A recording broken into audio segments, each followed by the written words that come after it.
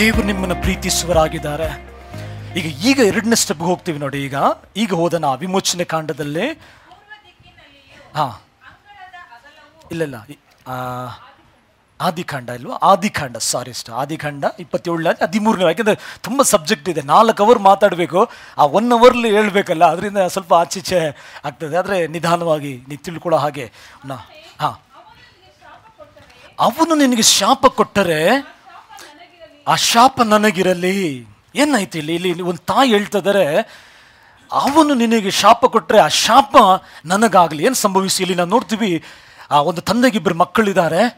ಆ ದೊಡ್ಡ ಮಕ್ಕಳಿಗೆ ಆಶೀರ್ವಾದ ಹೋಗಬೇಕು, ಹಾಗೆ ನಿಯಮ ಇತ್ತು. ಈಗ ತಂದೆ ವಯಸ್ಸಾಗಿದೆ, ಕಣ್ಣು ಕಾಣಿಸ್ತಾ ಇಲ್ಲ. ಅವ್ರೇನು ಹೇಳ್ತಾರೆ, ಮಗನೇ ಕರೆದು ನೀನು ಹೋಗಿ ಅವನು ಏನು ಮಾಡಿ ಬೇಟೆ ಆಡಿ ಒಂದು ಒಳ್ಳೆ ರುಚಿಕರವಾದ ಆಹಾರವನ್ನು ಸಿದ್ಧ ಮಾಡಿ ನನ್ನ ಹತ್ರ ತಗೊಂಬ, ಅದನ್ನು ತಿಂದು ನಾನು ತೃಪ್ತಿಯಾಗಿ ನಿನ್ನ ಆಶೀರ್ವದಿಸ್ತೀನಿ ಅಂತ ಅಪ್ಪ ದೊಡ್ಡ ಮಗನ ಜೊತೆ ಮಾತಾಡ್ತಾ ಇದ್ದಾರೆ. ಮಾತಾಡುವಾಗ ತಾಯಿ ಕೇಳಿಸ್ಕೊಂಡು ತಕ್ಷಣ ಏನು ಮಾಡ್ತಾರೆ, ಇನ್ನೊಬ್ಬ ಮಗ ಇದ್ದಾನೆ, ಚಿಕ್ಕವನಿದ್ದಾನೆ, ಈ ತಾಯಿಗೆ ಚಿಕ್ಕವನ ಆಶೀರ್ವಾದ ಆಗಬೇಕಂತ ಆಸೆ ಪಡ್ತಾರೆ. ಹಾಗೆ ನೋಡಿ, ನಮ್ಮ ತಂದೆ ತಾಯಿಗಳು ಹಾಗಿರಬಾರ್ದು. 2 ಮಕ್ಕಳನ್ನ ಸಮವಾಗಿ ಪ್ರೀತಿಸಬೇಕು. ಗಂಡು ಮಕ್ಕಳಂದ್ರೆ ಸ್ವಲ್ಪ ಸ್ಪೆಷಲ್, ಹೆಣ್ಮಕ್ಳು ಆರ್ಡಿನರಿ ಇಲ್ಲ, ಎಲ್ಲರೂ ಸಮವಾಗಿ ನೋಡೋಣ. ಆಗ ಈ ತಾಯಿ ಕೇಳಿಸ್ಕೊಂಡ್ಲು, ಅವ್ರು ಕರೆದು ಹೇಳ್ತಾರೆ, ನೀನು ಹೋಗಿ ಒಂದು ಕುರಿ ತಗೊಂಬ, ಮಂದಿಯಿಂದ ಒಂದು ಒಳ್ಳೆ ಕುರಿ ತಗೊಂಬ, ನಾನು ಅದನ್ನು ಹೊಡೆದು ಒಂದು ಒಳ್ಳೆ ರುಚಿಕರವಾದ ಆಹಾರ ಸಿದ್ಧ ಮಾಡಿ ಕೊಡ್ತೀನಿ, ತಗೊಂಡೋಗಿ ನಿಮ್ಮ ತಂದೆಗೆ ಕೊಟ್ಬಿಟ್ಟು ನೀ ಆಶೀರ್ವಾದ ನೀನು ತಕ್ಕೋಬೇಕು ಅಂತ. ಹಲ್ಲೆಲೂಯಾ. ಇವನು ಹೇಳ್ತಾನೆ, ನಮ್ಮ ಅಣ್ಣಗೆ ತುಂಬ ಅವನ ಮೈಯೆಲ್ಲ ರೋಮ ಇದೆ. ಈಗ ಅಪ್ಪ ಕಣ್ಣು ಕಾಣಿಸಲ್ಲ, ಅವ್ನು ಮುಟ್ಟಿ ನೋಡ್ತಾನೆ, ನನಗೆ ರೋಮ ಇಲ್ಲ, ಇದು ತುಂಬ ಸಾಫ್ಟ್ ಇದೆ. ಆಗ ಇದನ್ನು ಮುಟ್ಟುವಾಗ ಒಂದು ವೇಳೆ ನಾನು ದೊಡ್ಡವನಲ್ಲ, ನಾನು ಚಿಕ್ಕವನಂದ ಅಪ್ಪ ಗೊತ್ತಾಗಿ ನನ್ನ ಆಶೀರ್ವದಿಸುವುದಕ್ಕೆ ಬದಲಾಗಿ ಶಾಪ ಕೊಟ್ಬಿಟ್ರೆ ಏನು ಮಾಡೋದಮ್ಮ? ಒಳ್ಳೆ ಕ್ವಶನ್ ಅವ್ನು ಕೇಳೋದಿಲ್ವಾ? ಅವರು ತಾಯಿ ಹೇಳ್ತಾರೆ, ಆ ಶಾಪ ನನ್ನ ಮೇಲೆ ಬರಲಿ, ಆದರೆ ನೀನು ಹಾಗೆ ಹೋಗಿ ಆಶೀರ್ವಾದ ನೋಡಿ, ಅದು ಹೋಗಲಿ. ಆದರೆ ನೋಡಿ, ಒಂದು ಕಾರ್ಯ ತಿಳ್ಕೊಳ್ಳಿ, ಈಗ ತಾಯಿ ತನ್ನ ಮಗು ಆಶೀರ್ವಾದಕ್ಕಾಗಿ ಆಕಿ ಮೇಲೆ ಶಾಪ ಬಂದರೂ ಕೂಡ ಪರವಾಗಿಲ್ಲ ಅಂತ ಬರೀ ಬಾಯಿ ಮಾತಾಯಿತು ಅವತ್ತು. ಆದರೆ ಕಲ್ವಾರಿ ಶಿಲ್ಬೆಯಲ್ಲಿ ಇದು ನಿಜವಾಯಿತು. ಗಲಾತ್ಯರು 3ನೇ ಅಧ್ಯಾಯದಲ್ಲಿ 13ನೇ ವಾಕ್ಯದಲ್ಲಿ ನಾವು ಓದುವಾಗ, ಗಲಾತ್ಯರು 3ನೇ ಅಧ್ಯಾಯದಲ್ಲಿ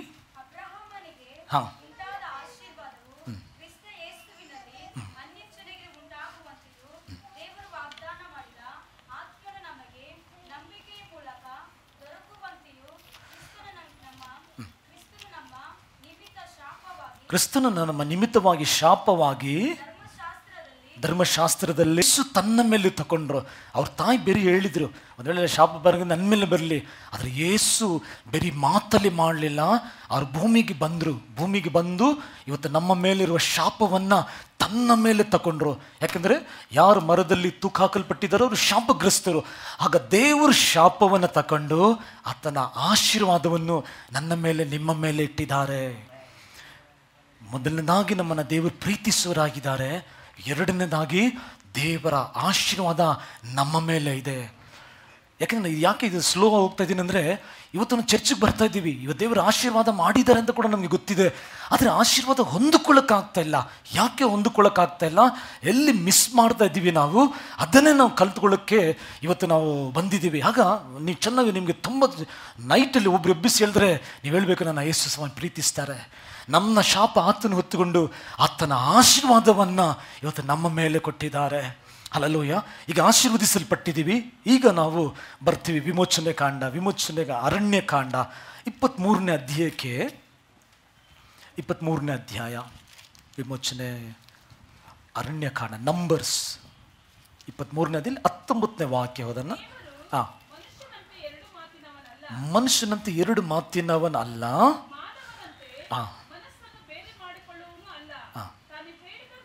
ತಾನು ಹೇಳಿದ ಮೇರೆಗೆ ನಡೆಯುವುದಿಲ್ವೋ? ಅವತ್ತು ಫಸ್ಟ್ ಇವಾಗ ನೀವೇನು ತಿಳ್ಕೊಬೇಕಂದ್ರೆ, ದೇವರು ಮನುಷ್ಯನ ಹಾಗೆ ಅಲ್ಲ, ಆತನ ಸುಳ್ಳು ಹೇಳೋದಿಲ್ಲ. ಅಂದರೆ ಆಗ ಮನುಷ್ಯನು ಸುಳ್ಳು ಹೇಳಲಿಕ್ಕೆ ಸಾಧ್ಯತೆ ಇದೆ. ಈಗ ಯೋಹಾನ ಬರೆದಿರೋ ಶುಭ ಸಂದೇಶ 8ನೇ ಅಧ್ಯಾಯದಲ್ಲಿ 44ನೇ ವಾಕ್ಯ ನೀವು ಓದಿದರೆ, ಆದಿಯಿಂದಲೂ ಸೈತಾನನು ಸುಳ್ಳುಗಾರನಾಗಿದ್ದಾನೆ, ಅವನ ಮಾತೃಭಾಷೆನೇ ಸುಳ್ಳು. ಅವನ ಆದಿಯಿಂದಲೇ ಏನು ಮಾಡ್ತದೆ ಅಂದರೆ ಸುಳ್ಳು ಹೇಳ್ತಿದ್ದಾನೆ. ದೇವರಿಗೂ ಮನುಷ್ಯನಿಗೂ ಸೈತಾನಿಗೂ ವ್ಯತ್ಯಾಸ ಏನಂದರೆ, ಮನುಷ್ಯನು ಕೆಲವು ಸಮಯದಲ್ಲಿ ಸುಳ್ಳು ಹೇಳ್ಬೋದು, ಆದರೆ ಸೈತಾನವನ ಆದಿಯಿಂದಲೇ ಸುಳ್ಳು ಹೇಳ್ತಾನೆ. ದೇವರು ಮಾತಿನಲ್ಲಿ ನಂಬಿಗಸ್ತರಾಗಿದ್ದಾರೆ. ಹಲ್ಲೆಲೂಯಾ. ಆಗ ನನಗೂ ನಿಮಗೂ ಈ ಸತ್ಯವೇದದಲ್ಲಿ ದೇವರು ಕೊಟ್ಟಿರೋ ಒಂದೊಂದು ಮಾತು ಅದು ದೇವರು ನೆರವೇರಿಸುವರಾಗಿದ್ದಾರೆ. ಅದರಲ್ಲಿ ಯಾವ ಡೌಟ್ ಇಲ್ಲ. ಹೇಗೆ ದೇವರು ನಂಬಿಗಸ್ತರಾಗಿದ್ದಾರೆ ಅಂತೆ, ಈಗ ಏದೆನ್ ತೋಟದಲ್ಲಿ ನೀವು ನೋಡುವಾಗ ಆದಮ್ ಮತ್ತು ಹವ್ವಳ ಹತ್ರ ಸೈತಾನ್ ಹೋಗಿ ಹೇಳ್ತಾನೆ, ಈ ಹಣ್ಣು ತಿನ್ನಬಾರ್ದು ಅಂತ ಹೇಳಿದ್ದಾರೆ ದೇವರು. ನಿಮಗೆ ಗೊತ್ತಾ, ಆ ದೇವರು ಸರಿ ಇಲ್ಲ. ಯಾಕೆ ಸರಿ ಇಲ್ಲ ನೋಡಿ, ಎಲ್ಲ ಕೊಟ್ಟಿದ್ದೀನಿ ಅಂತ ಹೇಳ್ತಾ ಇದ್ದಾರೆ, ಮತ್ತು ಇದನ್ನು ಯಾಕೆ ತಿನ್ಬೇಡ ಅಂತ ಹೇಳಿದ್ದಾರೆ? ಇದನ್ನು ನೀನು ತಿಂದರೆ ನೀ ಅವ್ರ ಹಾಗೆ ಬದಲಾಗ್ತೀರಾ, ನೀ ದೇವರಾಗಿ ಆಗ್ಬಿಡ್ತೀರಾ. ನೀವು ದೇವರಾಗಿ ಆಗಬಾರ್ದು ಅಂತಲೇ ಇದನ್ನು ತಿನ್ನಬಾರ್ದು ಅಂತ ಹೇಳಿದ್ದಾರೆ. ನೋಡಿದ್ರ, ನಿಮ್ಮ ದೇವರು ಸರಿಯಿಲ್ಲ, ಸುಳ್ಳು ಹೇಳಿದ ಅವನು. ಹಲ್ಲೆಲೂಯಾ. ಆದಮ್ ಹವ್ವಳು ನಿಜವಾಗಿ ದೇವರ ಹಾಗೆ ಇದ್ರು, ಅವರು ದೇವರ ಮಹಿಮೆ ಧರಿಸಿಕೊಂಡಿದ್ರು. ನಿಮ್ಗೆ ಹೆಂಗೂ ಗೊತ್ತು ಪಾಸ್ಟ್, ನಿಮ್ಗೆ ಹೆಂಗೆ ಗೊತ್ತು ಪಾಸ್ಟ್ ಅಂತ ನಿಮಗೆ ಕ್ವಶನ್ ಇರ್ಬೋದು. ಯಾಕೆಂದರೆ ಮನುಷ್ಯನು ಪಾಪ ಮಾಡಿದ ತಕ್ಷಣವೇ ವಾಕ್ಯ ಹೇಳ್ತದೆ, ಅವನು ಬೆತ್ತಲೆಯಾಗಿದ್ದ, ಅವನು ಹೋಗಿ ಗಿಡದ ಮಧ್ಯದಲ್ಲಿ ಅವನು ಬಚ್ಚಿಟ್ಕೊಂಡ. ಇಷ್ಟು ದಿವಸ ಬಚ್ಚಿಟ್ಕೊಂಡಿರಲಿಲ್ಲ, ಇಷ್ಟು ದಿವಸ ಅಂತ ಭಯಪಡಲಿಲ್ಲ. ಯಾಕೆ? ಅವನ ಮೇಲೆ ದೇವರ ಮಹಿಮೆ ಇತ್ತು. ಯಾವಾಗ ದೇವರ ಮಹಿಮೆದು ದೇವರ ಹಾಗೆ ಇದ್ದು ಇವನು ಹೇಳಿದ ಸುಳ್ಳಿಗೆ ಇವ್ರು ಸ್ಥಳ ಕೊಟ್ಟರು, ಅವ ಏನಾಯ್ತು, ಅಲ್ಲೇ ಪ್ರಾಬ್ಲಮ್. ಇವತ್ತು ಕೂಡ ಯೋಹಾನ್ 8ನೇ ಅಧ್ಯಾಯ 44ನೇ ವಾಕ್ಯ ಪ್ರಕಾರ ಏದೆನ್ ತೋಟದಲ್ಲಿ ಸುಳ್ಳು ಹೇಳಕ್ಕೆ ಪ್ರಾರಂಭ ಮಾಡಿರುವ ಸೈತಾನು ಈ ಆಗಸ್ಟ್ 26ನೇ ತಾರೀಕುವರೆಗೂ ಕೂಡ ಅವನು ಸುಳ್ಳು ಹೇಳುವನಾಗಿದ್ದಾನೆ. ಅವನೇನು ಸುಳ್ಳು ಹೇಳ್ತಾನೆ? ನಿನಗೆ ವಯಸ್ಸಾಗ್ತದೆ, ನಿನಗೆ ಮದುವೆ ಆಗಲ್ಲ. ನಾವೇನು ಮಾಡ್ತೀವಿ? ಹೌದಲ್ವಾ, ಕರೆಕ್ಟ್ ತಾನೆ ಅವ್ರು ಹೇಳ್ತಾ ಇರೋದು. ಆದರೆ ದೇವರು ಏನು ಹೇಳಿದ್ದಾರೆ? ಯಾವಾಗಲೂ ನಾನು ಹೇಳ್ತೀನಿ ನೋಡಿ, ಯಾರು ಏನು ಹೇಳ್ತಾರೆ ಮುಖ್ಯ ಅಲ್ಲ, ದೇವರು ಏನು ಹೇಳಿದ್ದಾರೆ. ಯಾಕೆಂದರೆ ದೇವರು ಮಾತಿನಲ್ಲಿ ನಂಬಿಗಸ್ತನು, ಸುಳ್ಳು ಹೇಳುವ ದೇವರಲ್ಲ. ಈಗ ದೇವರ ವಾಕ್ಯ ಹೇಳ್ತದೆ, ಆದಿಕಾಂಡ 2ನೇದಲ್ಲಿ 18ನೇ ವಾಕ್ಯ, ಮನುಷ್ಯು ಒಂಟಿಯಾಗಿರೋದು ಒಳ್ಳೆಯದಲ್ಲ, ತಕ್ಕ ಸಮಯದಲ್ಲಿ ನಾನು ಜೊತೆಗಾರ ಆಗಲಿ ಜೊತೆಗಾರಿಯನ್ನು ಕೊಡುತ್ತೇನೆ ಅಂತ ಹೇಳಿದ್ದಾರೆ. ಈಗ ಇವನೇನು ಹೇಳ್ತಾ ಇದ್ದಾನೆ ನಿಮ್ಮ ಹತ್ರ ಬಂದು ಕಿವಿಯಲ್ಲಿ ಕುಸ್ ಅಂತ ಹೇಳ್ತಾನೆ ಕೆಲವು ಸಮಯದಲ್ಲಿ. ಅವನ್ನೆಲ್ಲ ನಂಬಕ್ಕೆ ಹೋಗ್ಬೇಡಿ ನೀವು, ಅವನು ಸುಳ್ಳುಗಾರನಾಗಿದ್ದಾನೆ. ಯಾಕೆಂದರೆ ಪ್ರತಿಯೊಬ್ಬರ ಮೇಲೆ, ಇಲ್ಲಿ ಬಂದಿರೋ ಪ್ರತಿಯೊಬ್ಬರ ಮೇಲೆ, ಈ ಭೂಮಿಗಿಂತ ಆಕಾಶ ಎಷ್ಟು ಉನ್ನತವೋ ದೇವರ ಪ್ರೀತಿ ಅಷ್ಟು ಉನ್ನತವಾಗಿದೆ. ಕೀರ್ತನೆ 108 ಇರ್ತದೆ, ಅದನ್ನು 4ನೇ ವಾಕ್ಯ ಅಂತ ಅನಿಸ್ತದೆ. ಮನೆಗೆ ಹೋಗಿ ನೀವು ಓದಿ. ಆಗ ದೇವರ ಪ್ರೀತಿ ನಿಮ್ಮ ಮೇಲೆ ಅಪಾರವಾಗಿದೆ. ನೀವು ಬೇಡಿಕೊಳ್ಳೋಕ್ಕಿಂತ ಯೋಚಿಸುವುದಕ್ಕಿಂತ ಹೆಚ್ಚಾಗಿ ದೇವರು ಕೊಡ್ತಾರೆ. ಮತ್ತು ಯಾಕೆ ಹೊಂದಿಕೊಳ್ತಾ ಇಲ್ಲ? ಅಲ್ಲೇ ಪ್ರಾಬ್ಲಮ್. ಈಗ ಇವತ್ತು ನಾವೇನು ಮಾಡಿಬಿಟ್ಟು ಅಂತ ಹೇಳುವಾಗ, ಅವನು ಹೇಳುವ ಮಾತನ್ನು ನಂಬ್ತಾ ಇದ್ದೀವಿ, ದೇವರು ಹೇಳ್ತಿರುವ ಮಾತನ್ನು ನಂಬ್ತಾ ಇಲ್ಲ. ದೇವರು ಮಾತಿನಲ್ಲಿ ಸತ್ಯವಂತನಾಗಿದ್ದಾರೆ. ನಿನ್ನ ಕೈ ಬಿಡೋದಿಲ್ಲ ಅಂದರೆ ದೇವರು ಕೈ ಬಿಡೋದಿಲ್ಲ. ನನ್ನ ಬಾಸುಂಡಗಳಿಂದ ಗುಣವಾಗ್ತದೆ ಅಂದರೆ ನಮಗೆ ಗುಣ ಆಗುತ್ತದೆ. ಈಗ ರೋಗ ಇದೆ, ಸೌಖ್ಯ ಆಗ್ತದೆ. ದೇವರ ವಾಕ್ಯ ಹೇಳ್ತದೆ, ಸೌಖ್ಯದ ಮಧ್ಯದಲ್ಲೂ ನನ್ನ ರೋಗದ ಮಧ್ಯದಲ್ಲಿ ಈ ಗ್ಯಾಪ್ ಇದೆ ನೋಡಿ. ಈ ಗ್ಯಾಪಲ್ಲಿ ದೇವರು ಮಾತಾಡ್ತಾರೆ, ಸೈತಾನ್ ಕೂಡ ಮಾತಾಡ್ತಾನೆ. ದೇವರು ಹೇಳ್ತಾರೆ, ನನ್ನ ಬಾಸುಂಡದಿಂದ ನನಗೆ ಗುಣವಾಗಿದೆ.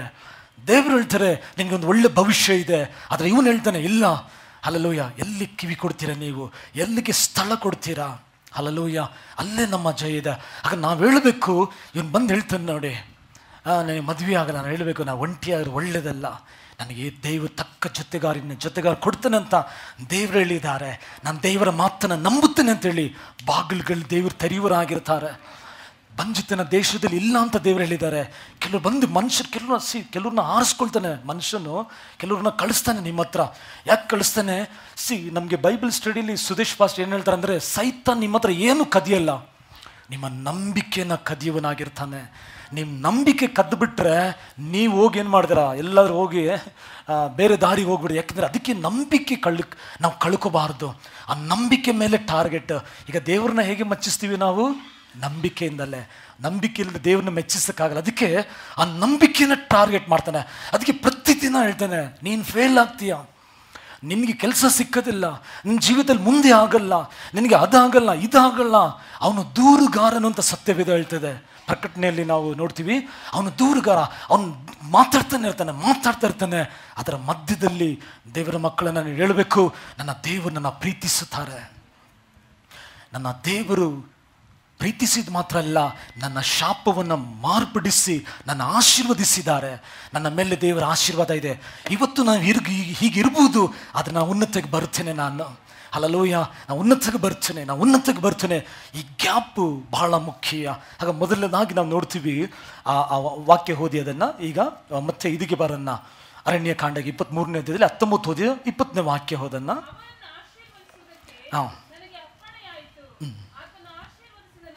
ಅವನ ಆಶೀರ್ವದಿಸಿದ ನಂತರ ನಾನು ಬದಲಾಯಿಸಲ್ಲ. ಆಗ ದೇವರು ನಿಮ್ಮನ್ನು ಆಶೀರ್ವದಿಸಿದ್ರೆ, ದೇವರು ನಿಮ್ಮ ಮೇಲೆ ಒಂದು ಪ್ಲ್ಯಾನ್ ಮಾಡಿಬಿಟ್ರೆ ಯಾರು ಅದನ್ನು ಏನು ಮಾಡೋಕ್ಕಾಗಲ್ಲ, ಬದಲಾಯಿಸುವುದಕ್ಕೆ ಸಾಧ್ಯನೇ ಇಲ್ಲ. ಅದಕ್ಕೆ ನಾವು ದೃಢವಾಗಿರಬೇಕು. ನೀವು ಒಂದೊಂದು ಸಾರಿ ಬಂದು ನೀವು ವಾಕ್ಯ ಓದುವಾಗ, ವಾಕ್ಯ ಕೇಳುವಾಗ ದೇವರು ಮಾತಾಡುವ ವಾಗ್ದಾನವನ್ನು ಇಟ್ಟು ಮನುಷ್ಯನು ರೊಟ್ಟಿ ತಿಂದು ಜೀವಿಸುವುದಿಲ್ಲ, ದೇವರ ಬಾಯಿಂದ ಹೊರಡುವ ಒಂದೊಂದು ಮಾತಿನಿಂದ ಅವನು ಜೀವಿಸುವನಾಗಿರ್ತಾನೆ. ಆಗ ನಾವು ದೇವರ ಮಾತನ್ನು ಇಟ್ಟು ಜೀವಿಸೋಕೆ ನಾವು ಅಭ್ಯಾಸ ಮಾಡ್ಕೋಬೇಕು. ಆಗ ನಾನು ಹೇಳ್ತೀನಿ ನೋಡಿ, ಏನು ಬಂದರೂ ಕೂಡ ನಾವು ಕದಲುವುದಿಲ್ಲ. ಆಗ ಒಂದು ತಿಳ್ಕೊಳ್ಳಿ, ನಿಮ್ಮ ಶಾಪ, ನಮ್ಮ ಶಾಪನ ದೇವರು ಬದಲಾಯಿಸಿದ್ದಾರೆ, ನಮ್ಮನ್ನು ಆಶೀರ್ವಾದವಾಗಿ ದೇವರು ಮಾಡಿದ್ದಾರೆ. ಎರಡನೇದಾಗಿ ನಾವು ನೋಡ್ತೀವಿ, ನಾವು ಹೋದನ್ನ ಹಾಗೆ. ಈಗ 21ನೇ ವಾಕ್ಯವನ್ನು ಹೋದನ್ನ. ಹಾಂ ಹಾಂ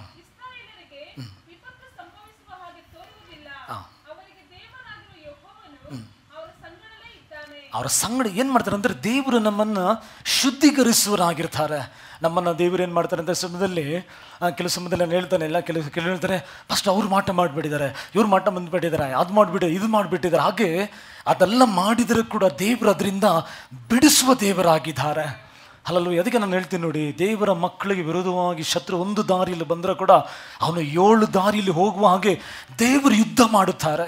ಈಗ ನಂಬಬೇಕಷ್ಟೇ ನಮಗೆ. ಇಲ್ಲಿ ದೇವರು ಎಷ್ಟು ಚೆನ್ನಾಗಿ ಬರೆಯಲ್ಪಟ್ಟಿದ್ದಾರೆ. ದೇವ್ರ ಮಕ್ಕಳು ಇವತ್ತು ನನಗೂ ನಿಮಗೆ ಒಂದು ಶಕುನ ಆಗಲಿ, ಒಂದು ಮಾಟ ಮಂತ್ರ ಶಕ್ತಿ ಆಗಲಿ, ಅದು ತಾಗದ ಹಾಗೆ ನಮ್ಮನ್ನು ದೇವರು ಕಾಪಾಡುವರಾಗಿರ್ತಾರೆ. ಇನ್ನೂ ಸ್ವಲ್ಪ ಅರ್ಥ ಮಾಡ್ಕೊಳ್ಳೋಕೆ ಹೇಳ್ತೀನಿ ನೋಡಿ. ಓದನ ಒಂದು ವಾಕ್ಯ, ಇಬ್ರಾಯರು 8ನೇ ಅಧ್ಯಾಯದಲ್ಲಿ 12ನೇ ವಾಕ್ಯ ಓದಿ.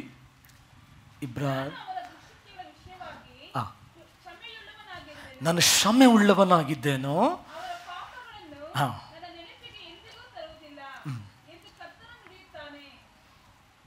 ಒಂದು ಸಾರಿ ಕೂಡ ಬಹಳ ಇಬ್ರಾಯರ್ 8:12 ಬರ್ಕೊಳ್ಳಿ. ಹಾಂ,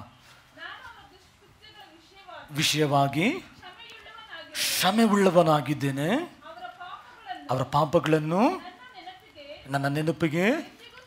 ಹಲ್ಲೆಲೂಯಾ. ಆಗ ದೇವರು ತುಂಬ ಸ್ಪಷ್ಟವಾಗಿ ಹೇಳ್ತಿದ್ದಾರೆ. ಏನಂತ ಹೇಳ್ತಾರೆ ಅಂದರೆ, ನಮ್ಮ ಪಾಪಗಳನ್ನು ಆತನು ನೆನಪು ಮಾಡಿಕೊಳ್ಳುವ ದೇವರಲ್ಲ. ಹಲ್ಲೆಲೂಯಾ. ದೇವರು ಮನ್ನಿಸಿ ಮರೆತು ಹೋಗುವ ದೇವರು. ಕೆಲವು ಸಮಯದಲ್ಲಿ ಕೆಲವು ವ್ಯಕ್ತಿಗಳು ನೋಡಬೇಕು, 25 ವರ್ಷ ಜೂಬ್ಲಿ ಮಾಡ್ತಾ ಇರ್ತಾರೆ. ಜೂಬ್ಲಿ ಆಗಿದ್ಮೇಲೆ ಮತ್ತೆ ಮಾರನೇ ದಿವಸ ಗಂಡ ಹೆಂಡತಿಗೆ ಒಂದು ಜಗಳ ಬಂದುಬಿಟ್ರೆ, ಮದುವೆ ಆಗಿದ್ದ ಟೈಮಲ್ಲಿ ಯಾವುದೋ ಒಂದು ಕಾರ್ಯ ನಡೆದಿರ್ತದೆ, ಅದನ್ನು ಈಗ ವಾಪಸ್ ತರ್ತಾರೆ. ಈಗ ಅವತ್ತು ಹಿಂಗೆ ಮಾಡಿದೆಲ್ಲ, ಹಿಂಗೆ ಹೇಳಿದ್ದೀರ, ಈಗ ಎಷ್ಟಾಯಿತು, 25 ವರ್ಷ ಆಗಿದೆ. ಅದನ್ನು ಮನುಷ್ಯನು ಮರೆಯುವುದಿಲ್ಲ, ಆದರೆ ದೇವರು ಮರೆಯುವ ದೇವರಾಗಿದ್ದಾರೆ. ಆದರೆ ನಾನು ಹೇಳ್ತೀನಿ ನೋಡಿ, ನೀವು ಕೂಡ ದೇವರ ಹಾಗೆ ಮನ್ನಿಸಿ ಮರೆತು ಬಿಡಬೇಕಲ್ಲೇ. ಅದನ್ನು ಹಾಗೆಯೇ ನಾವು ಹೃದಯದಲ್ಲಿ ಇಟ್ಕೋಬಾರ್ದು ನಾವು. ಹಲ್ಲೆಲೂಯಾ. ನಾವು ಯೋಸೆಫ್ ಜೀವಿತದಲ್ಲಿ ನೋಡ್ತೀವಿ, ನೀವಾದರೂ ಕೇಡು ಮಾಡಿದ್ರಿ, ಆದರೆ ದೇವರು ಒಳ್ಳೆಯದನ್ನು ಮಾಡಿದ. ಆಗ ಮನಸ್ಸಲ್ಲಿ ಇದೆ ನೀವು ಕೇಡು ಮಾಡಿದ್ರಿ ಅಂತ. ಹಾಗೆ ಮನಸ್ಸಲ್ಲಿ ಇರಬಾರ್ದು, ನಾವು ಬಿಟ್ಬಿಡು. ಇಲ್ಲಿ ಕೂಡ ದೇವ್ರು ಹೇಳ್ತಾರೆ ಅಂದರೆ, ನೀವು ಬನ್ನಿ, ನಾವು ವಾದ ಮಾಡೋಣ, ನಿಮ್ಗೇನು ಪ್ರಾಬ್ಲಮ್ ಇದೆ ಅದನ್ನು ವಾದಿಸಿ ನಾವು ಸರಿ ಮಾಡಿಕೊಳ್ಳೋಣ. ಯಾಕೆಂದರೆ ನೀವು ಆಶೀರ್ವದಿಸಲ್ಪಟ್ಟಿರಬೇಕಂತಲೇ ದೇವರು ಇಷ್ಟಪಡೋರಾಗಿದ್ದಾರೆ. ನಾವು ಸಂತೋಷವಾಗಿರಬೇಕು, ದೀರ್ಘಾಯುಸ್ಸಾಗಿರಬೇಕು, ನಾವು ಉನ್ನತವಾಗಿರಬೇಕು ಅಂತ ನಮ್ಮ ದೇವರು ನಮ್ಮನ್ನು ಹುಡುಕಿ ಬಂದಿದ್ದಾರೆ. ಆಗ ಎರಡನೇದಾಗಿ, ಆತನು ತಪ್ಪು ಕಂಡುಹಿಡಿಯುವ ದೇವರಲ್ಲ, ವಾದಿಸುವ ದೇವರಲ್ಲ, ನಮಗೆ ಸಹಾಯ ಮಾಡುವ ದೇವರು.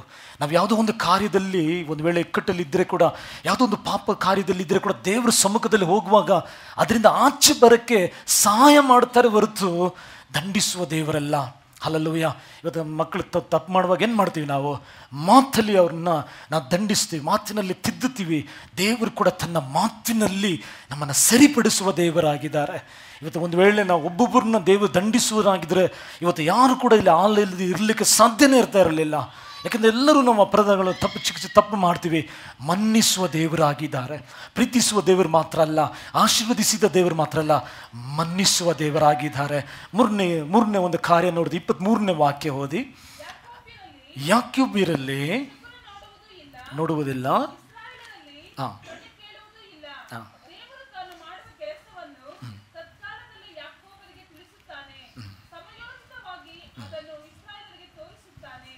ಹಾಂ ಆ ಭದ್ರತೆಯನ್ನು ನೋಡ್ತೀವಿ. ಮೂರನೇದಾಗಿ ನಮ್ಮ ದೇವರು ನಮ್ಮನ್ನು ಕಾಯುವ ದೇವರಾಗಿರ್ತಾರೆ, ನಮ್ಮನ್ನು ಭದ್ರಪಡಿಸುವ ದೇವರಾಗಿರ್ತಾರೆ. ಉದಾಹರಣೆಗೆ ಹೇಳ್ಬೇಕಂದ್ರೆ ಕೀರ್ತನೆ 91 ನೀವು ನೋಡುವಾಗ, ನಿನ್ನ ಬಲಗಡೆಯಲ್ಲಿ 1000, ನಿನ್ನ ಎಡಗಡೆಯಲ್ಲಿ 10,000 ಬಿದ್ದಿರೆ. ಹಾಗಾಗಿ ಇವ್ರು ನಿಂತ್ಕೊಳ್ಳಿ, ನೀವು ನಿಂತ್ಕೊಂಡಿದ್ರಿ, ಈ ಕಡೆ ಏನಿದೆ 1000 ಜನ ನಿಮ್ಗೆ ಎದುರಾಗಿ ಎದ್ದಿದ್ದಾರೆ, ಈ ಕಡೆ ಒಂದು 10,000 ಎದ್ದಿದ್ದಾರೆ. ಆದರೆ ದೇವರು ಹೇಳ್ತಾರೆ ನಿನ್ನನ್ನು ಮುಟ್ಟಕ್ಕಾಗೋದಿಲ್ಲ. ಹಲ್ಲೆಲೂಯಾ. ಒಂದು 10,000 ಜನ ಕೂಡ ನಿನ್ನ ಟಚ್ ಮಾಡಿದ ಹಾಗೆ ನಾನು ನಿನ್ನನ್ನು ಸಂರಕ್ಷಿಸ್ತೇನೆ, ನಾನು ನಿನ್ನನ್ನು ಕಾಪಾಡ್ತೇನೆ. ಈಗ ನಾವೇನು ಮಾಡಬೇಕು? ದೇವರು ಹೇಳಿರುವ ಈ ಸತ್ಯದ ಮೇಲೆ ಮನಸ್ಸು ತಗೊಂಡು ಹೋಗಬೇಕು. ದೇವರು ಹೇಳ್ತಾರೆ 10,000 ಜನ ನಮಗೆ ವಿರೋಧವಾಗಿ ಬಂದರೆ ಕೂಡ ನಮ್ಮನ್ನು ದೇವರು ಕಾಯುವ ದೇವರಾಗಿದ್ದಾರೆ, ನಮ್ಮನ್ನು ದೇವರು ಬಿಡಿಸುವ ದೇವರಾಗಿದ್ದಾರೆ. ಅದನ್ನು ಬಿಟ್ಬಿಟ್ಟು ನಾವೇನು ಮಾಡ್ತೀವಿ? ಯಾರೋ ಒಬ್ಬರು ಬಂದು ಹೇಳ್ತಾರೆ, ಏನು ಹೇಳ್ತಾರೆ ಅಂತ ಕೆಲಸ ಸಮಯದಲ್ಲಿ, ಆ ಮನೆಯಲ್ಲಿ ಅಲ್ಲಿ ತಗಡು ಇದೆ, ಈ ಮನೆಯಲ್ಲಿ ಅಲ್ಲಿ ಮಾಟ ಮಂತ್ರ ಮಾಡಿದ್ದಾರೆ, ಇಲ್ಲಿ ಅದು ಊತಾಕಿದ್ದಾರೆ, ಇದು ಅಲ್ಲಿ ಕಟ್ಟಿದ್ದಾರೆ, ಅದಕ್ಕೆಲ್ಲ ಭಯಪಡ್ತೀವಿ ನಾವು ಹೇಳಬೇಕು ದೇವರು ನಮ್ಮ ಜೊತೆ ಇದ್ದಾರೆ. ಇವು ಯಾವೆಲ್ಲ ಏನು ಮಾಡ್ತೇವೆ? ನಮ್ಮ ಕಾಲು ಕೆಳಗಡೆ ಅಂತ ನಾವು ಧೈರ್ಯವಾಗಿ ಹೇಳಲ್ಲ. ಈಗ ದೇವರು ಹೇಳ್ತಾ ಇದ್ದಾರೆ ನಮ್ಮನ್ನು ಕಾಪಾಡುವ ದೇವರು, ದೇವರು ಹೇಳ್ತಾರೆ ನಮ್ಮನ್ನು ಬಿಡಿಸುವ ದೇವರು. 1 ಯೋಹನ 4ನೇ ಅಧ್ಯಾಯದಲ್ಲಿ 4ನೇ ವಾಕ್ಯ ಹೇಳ್ತದೆ, ಲೋಕದಲ್ಲಿರುವ ಎಲ್ಲ ಶಕ್ತಿಗಳಿಗಿಂತಲೂ ನಮ್ಮ ಜೊತೆ ಇರುವ ದೇವರು ದೊಡ್ಡವರಾಗಿದ್ದಾರೆ. ಅದಕ್ಕೆ ನಾನು ಮುಂಚೆನೂ ಓದಿಸಿದೆ, ದೇವರು ಸುಳ್ಳು ಹಾಡೋದಿಲ್ಲ. ಅಂದರೆ ದೇವರ ಒಂದೊಂದು ಮಾತುಗಳು ಅದು ಸತ್ಯವಾಗಿದೆ. ನಿಮ್ಮ ಜೊತೆ ದೇವರಿದ್ದಾರೆ. ಲೋಕದಲ್ಲಿರುವ ಎಲ್ಲ ಶಕ್ತಿಗಳಿಗಿಂತ ನಿಮ್ಮ ಜೊತೆ ಇರುವ ದೇವರು ದೊಡ್ಡವರಾಗಿರೋದ್ರಿಂದ ಯಾರೋ ಒಂದು ಮಾತು ಹಿಂಗಿರ್ಬೋದು ಅಂದ ತಕ್ಷಣ ನಾವು ಭಯಪಡುವ ನಿಮಿತ್ತವಾಗಿಯೇ ಇವತ್ತು ಅನೇಕ ಆಶೀರ್ವಾದಗಳನ್ನು ಹೊಂದಿಕೊಳ್ಳಲಿಕ್ಕೆ ಸಾಧ್ಯವಾಗಲಿಲ್ಲ. ಹಲ್ಲೆಲೂಯಾ. ಯಾರೇನು ಹೇಳಿದ್ರು ಕೂಡ ಸತ್ಯವೇದ ಏನು ಹೇಳುತ್ತದೆ ಅದು ಬಹಳ ಮುಖ್ಯ. ಹಲ್ಲೆಲೂಯಾ. ಸತ್ಯವೇದ ಹೇಳ್ತದೆ, ಲೂಕ ಬರೆದಿರೋ ಶುಭ ಸಂದೇಶ 10ನೇ ಅಧ್ಯಾಯದಲ್ಲಿ 19ನೇ ವಾಕ್ಯವನ್ನು ಹೋದನ್ನ, ಲೂಕ ಬರೆದಿರೋ ಶುಭ ಸಂದೇಶದಲ್ಲಿ ನೋಡಿರಿ, ಹಾವುಗಳನ್ನು ಚೇಳುಗಳನ್ನು ವೈರ್ಯ ಸಮಸ್ತ ಬಲವನ್ನು ನಿಮಗೆ ಅಲ್ಲೂ. ಈಗ ಹಾವು ಚೇಳುಗಳನ್ನು ತುಳಿಯಕ್ಕೆ ಅಧಿಕಾರ ಕೊಟ್ಟಿದ್ದಾರೆ ಅಂದರೆ ನಾವೇನು ತಿಳ್ಕೊಬಿಡ್ತೀವಿ ಅಂದರೆ ನಿಜವಾಗಿ ಹಾವು, ನಿಜವಾಗಿ ಚೇಳು. ಹಾಗಲ್ಲ. ಹಾವು ಮುಂದೆ ಕಚ್ಚುತ್ತದೆ, ಚೇಳು ಹಿಂದೆ ಹೊಡಿತದೆ. ಕೆಲವು ಮನುಷ್ಯರು ಏನು ಮಾಡ್ತಾರೆ, ನಿಮಗೆ ಮುಂದೆ ಡೈರೆಕ್ಟಾಗಿ ತೊಂದರೆ ಮಾಡ್ತಾರೆ, ಕೆಲವರು ಹಿಂದೆ ತೊಂದರೆ ಮಾಡೋರಾಗಿರ್ತಾರೆ. ಆ ದೇವರು ಹೇಳ್ತಾರೆ, ಅಂಥ ಜನಗಳ ಮಧ್ಯದಲ್ಲಿ ನಿನ್ನ ಉನ್ನತಪಡಿಸಿ ತೋರಿಸುತ್ತೇನೆ, ಅದನ್ನು ಜಯಿಸಿ ನೀನು ಉನ್ನತಿಗೆ ಬರುವಂತೆ ನಾನು ನಿನ್ನ ಜೊತೆ ಇರುತ್ತೇನೆ. ಅದೇ ಅರ್ಥ ಮಾಡ್ಕೋಬೇಕು ನಾವು. ಯಾವುದೋ ಹಾವು ಚೇಳು ಹಂಗಲ್ಲ, ಇದ್ದಾರೆ. ಇವತ್ತು ಕೂಡ ನಾನು ಹೇಳ್ತೀನಿ ನೋಡಿ, ಕೆಲವರು ಎಲ್ಲಿ ಹೋದ್ರೂ ಕೂಡ ಕೆಲವರು ಹಾಗಿರ್ತಾರೆ. ಆದರೆ ಭಯಪಡೋ ಅವಶ್ಯಕತೆ ಇಲ್ಲ. ಯಾಕೆಂದರೆ ದೇವರು ನಮ್ಮನ್ನು ಪ್ರೀತಿಸುತ್ತಾರೆ, ದೇವರು ನಮ್ಮನ್ನು ಆದುಕೊಂಡಿದ್ದಾರೆ. ಇವತ್ತು ದೇವರು ನಮ್ಮ ಸಂಗಡ ಇರೋದ್ರಿಂದ ನಮ್ಮನ್ನು ದೇವರು ಉನ್ನತಕ್ಕೆ ತರ್ತಾರೆ. ಈಗ ಕೆಲವು ಸಮಯದಲ್ಲಿ ಕೆಲವು ಮನೆಯಲ್ಲಿ ನೀವು ನೋಡಿ, ಅವ್ರೇನು ಮಾಡ್ತಾರೆ, 5 ಗಂಟೆ ಆದ ತಕ್ಷಣ ಏನು ಮಾಡ್ತಾರೆ, ಕಿಟಕಿ ಮುಚ್ತಾರೆ. ಯಾಕೆ ಕಿಟಕಿ ಮುಚ್ತಾರೆ? ಕೆಲವು ಸೊಳ್ಳೆಗಳು ಬರ್ತದೆ, ಸೊಳ್ಳೆ ಬಂದು ಏನು ಮಾಡಿ ತೊಂದರೆ ಮಾಡ್ತದೆ. ಈಗ ಮಸ್ಕಿಟೋ ಕಾಯಿಲ್ ಹಾಕ್ತಾರೆ.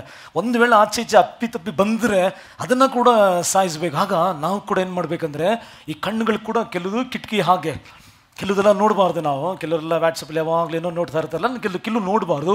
ಕಿವಿಗಳು ಬಹಳ ಮುಖ್ಯ. ಇದನ್ನು ಮುಚ್ಚಿರಬೇಕು ನಾವು. ಮುಚ್ಚಿರ್ಬೇಕಂದ್ರೆ ಕೆಲವು ಹೇಳ್ತಾರಿಲ್ಲ, ಹಂಗಾಗಲ್ಲ, ಹಿಂಗಾಗಲ್ಲ.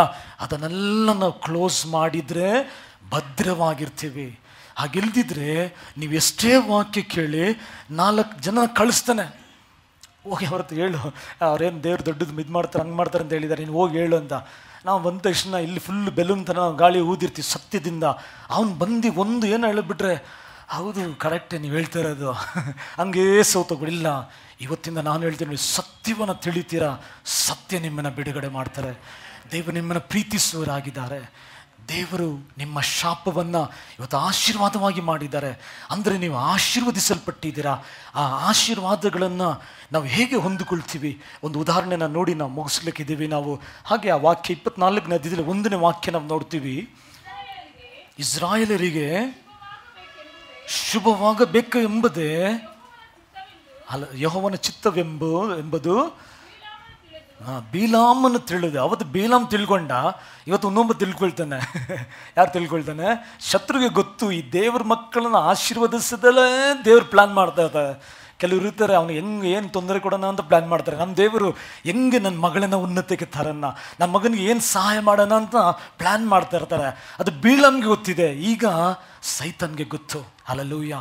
ದೇವರ ಮಕ್ಕಳನ್ನು ಹೆಂಗೆ ಉನ್ನತಿಗೆ ತರಬೇಕಂತ ಇವ್ರು ಪ್ಲ್ಯಾನ್ ಮಾಡ್ತಾರೆ. ಯಾಕೆಂದರೆ ನಮ್ಮನ್ನು ಆಶೀರ್ವದಿಸುವುದಲ್ಲೇ ದೇವರಿಗೆ ಸಂತೋಷ ಅಂತೆ. ಇದನ್ನು ನೀವು ನಂಬಬೇಕು. ಹಲ್ಲೆಲೂಯಾ.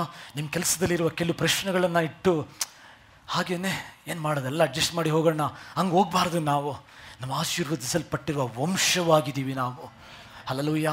ದೇವರೇ ನಮ್ಮ ಜೊತೆ ಇದ್ದಾರೆ ಅಂತ ಸತ್ಯವೇದ ಬರೆಯಲ್ಪಟ್ಟಿದೆ. ಆಗ ನಾವೇನು ಮಾಡಬೇಕಂದ್ರೆ ಬಾಯಿ ತೆರೆದು ಮಾತಾಡಬೇಕು. ಹಲ್ಲೆಲೂಯಾ. ಕೆಲವುದನ್ನು ಮುಚ್ಚಬೇಕು ನಾವು, ಕೆಲವು ಬರದ ಹಾಗೆ ಬಾಗಿಲು ಮುಚ್ಚಬೇಕು, ಸೊಳ್ಳೆ ಬರದ ಹಾಗೆ ನೆಗೆಟಿವ್ ಮಾತುಗಳು ಬರದ ಹಾಗೆ ಮನಸ್ಸನ್ನು ಮುಚ್ಚಿ ಬಾಯಿ ತೆರೆದು ನಾನು ಮಾತಾಡಬೇಕು. ಲೋಕದಲ್ಲಿರೋ ಎಲ್ಲ ಶಕ್ತಿಗಳಿಗಿಂತಲೂ ನನ್ನ ಆರಾಧಿಸುವ ದೇವರು ನನ್ನ ಜೊತೆ ಇದ್ದಾರೆ. ನನ್ನ ದೇವರು ನನ್ನನ್ನು, ಒಂದು ಸಿಸ್ಟರ್ ಬಂದು ಹೇಳಿದಂತೆ, ಪಾಸ್ಟರ್ ರಾತ್ರಿ ಎಲ್ಲ ನಿದ್ರೆ ಬರಲ್ಲ. ಪಾಸ್ಟರ್ ಹೇಳಿದಂತೆ, ಅಮ್ಮ ನೀನು ನಿದ್ರೆ ಮಾಡಬೇಕಂತ ಅವರು ತೂಗಡಿಸದೆ ನಿದ್ರಿಸದೆ ನಿನ್ನ ಕಾಯ್ತಾ ಇದ್ದಾರೆ, ಹೋಗಿ ನೀನು ನಿದ್ರೆ ಮಾಡು. ರಾತ್ರಿ ಹೋಗಿ ಹೇಳಿದ್ರು ಅವ್ರು, ದೇವರೇ ನಿನ್ನನ್ನು ಕಾಯುವ ದೇವರು, ನೀನು ತೂಗುಡಿಸುವುದಿಲ್ಲ, ನಿದ್ರಿಸುವುದಿಲ್ಲ, ಅದರಿಂದ ನಾನು ನಿದ್ರೆ ಮಾಡ್ತೇನೆ. ಏನಾಯ್ತು ಈಗ? ದೇವರನ್ನ ನಂಬಿದ ತಕ್ಷಣ ಒಳ್ಳೆ ನಿದ್ರೆ ಬಂತು ಅವರಿಗೆ. ಗೊತ್ತಾ ನಿಮಗೆ? ನೀವು ನಿದ್ರೆ ಮಾಡಿದರೆ ಕೂಡ ದೇವರು ನಿದ್ರೆ ಮಾಡೋದಿಲ್ಲ. ನನ್ನನ್ನು ನಿಮ್ಮನ್ನು ಕಾಯುವ ದೇವರಾಗಿದ್ದಾರೆ. ದೇವರ ವಾಕ್ಯ ಹೇಳ್ತಿದ್ದೆ, ದೇವರ ಕಣ್ಣುಗಳು ಎಲ್ಲ ಕಡೆ ಸಂಚರಿಸುವುದಾಗಿದೆ ಅಂತೆ. ಯಾಕೆ? ತನ್ನನ್ನು ಹುಡುಕುವವರಿಗೆ ಆತನು ಬಲಿಷ್ಠನು ಅಂತ ತೋರ್ಪಡಿಸುವುದಕ್ಕೆ ಆತನ ಕಣ್ಣುಗಳು ಸಂಚರಿಸುವುದಾಗಿದೆ. ಆಗ ಅದರ ಮಧ್ಯದಲ್ಲಿ ನಾನು ನೀವು ಒಂದು ಕೂಗುವ ಸಮಯದಲ್ಲಿ ನಮಗೆ ಸಹಾಯ ಮಾಡಿ ಆತನು ಬಲಿಷ್ಠನು, ಆತನು ಕಾಯುವ ದೇವರು, ಆತನು ಬಿಡಿಸುವ ದೇವರಂತ ನಮ್ಮ ದೇವರು ಬಿಡಿಸುವುದಕ್ಕೆ ಸಿದ್ಧವಾಗಿದ್ದಾರೆ. ಅಲ್ಲಲ್ಲೂ ಎದಕ್ಕೆ ಕಷ್ಟ ಬರುವಾಗ ಏನು ಮಾಡಬೇಕು? ಕಷ್ಟ ಕಾಲದಲ್ಲಿ ದೇವರಿಗೆ ನಾವು ಮೊರೆ ಇಡಬೇಕು. ಹೋಗೋಕ್ಕಿಂತ ಮುಂಚೆ ಪರಿಪೂರ್ಣನಾದ ದೇವರು ಇವತ್ತು ನಮ್ಮ ಜೊತೆ ಇರೋದು ಮಾತ್ರ ಅಲ್ಲ, ಆಶೀರ್ವದಿಸಲ್ಪಟ್ಟಿದ್ದೀವಿ.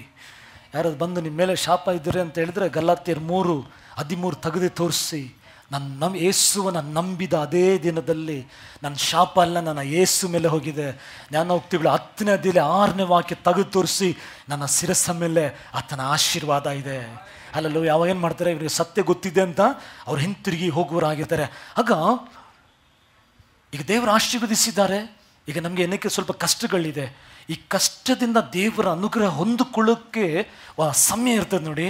ಆ ಸಮಯದಲ್ಲಿ ಒಂದು ಕಾರ್ಯ ಬಹಳ ಮುಖ್ಯ. ಏನು ಕಾರ್ಯ ಬಹಳ ಮುಖ್ಯ? ಆದಿಕಾಂಡ 50ನೇ ಅಧ್ಯಾಯದಲ್ಲಿ 20ನೇ ವಾಕ್ಯದಲ್ಲಿ ಯೋಸೇಫ್ ಹೇಳ್ತಾನೆ, ನೀವು ನನಗೆ ಕೆಟ್ಟದನ್ನು ಮಾಡಕ್ಕೆ ನೋಡಿದ್ರಿ, ಆದರೆ ದೇವರು ಒಳ್ಳೆದನ್ನು ಮಾಡಿದ್ರು. ಅರ್ಥ ಆಯ್ತಿಲ್ವಾ? ಎಲ್ಲ ಕೇಳಿ, ಬೈಬಲ್ ಓದೋಕ್ಕೆ ಸಮಯ ಒಂದು 10 ನಿಮಿಷ ಮಾತ್ರ ಇದೆ, ಅದನ್ನು ಬೇಗ ಹೋಗಬೇಕು. ಆದಿಕಾಂಡ 50:20, ನೀವು ನನಗೆ ಕೆಟ್ಟದ್ದು ಮಾಡಕ್ಕೆ ನೋಡಿದ್ರಿ, ದೇವರು ಒಳ್ಳೆದನ್ನು ಮಾಡಿದ್ರು. ದೇವರು ಒಳ್ಳೆದನ್ನೇ ಮಾಡೋದು. ಚೆನ್ನಾಗಿ ಪಿಕ್ಚರ್ ಇಟ್ಕೊಳ್ಳಿ. ದೇವರು ಕೆಟ್ಟದ್ದು ಮಾಡೋಕ್ಕೆ ಇಷ್ಟನೇ ಪಡೋದಿಲ್ಲ, ತನ್ನ ಪ್ರಾಣನೇ ಕೊಟ್ಟು ಅದು ದೇವರು ಒಳ್ಳೆಯದೇ ಮಾಡ್ತಾರೆ.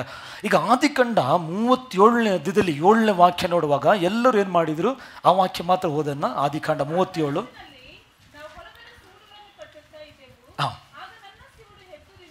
ನನ್ನ ಸಿವುಡು ಎದ್ದು ನಿಲ್ಲುವುದು ಸಾಕು. ಆಗ ಇಲ್ಲಿ ಅವರು ಕೆಲಸ ಮಾಡುವಾಗ ಯೋಸೇಫನ ಸಿವುಡು ಅದು ಎದ್ದು ನಿಂತಿತ್ತಂತೆ.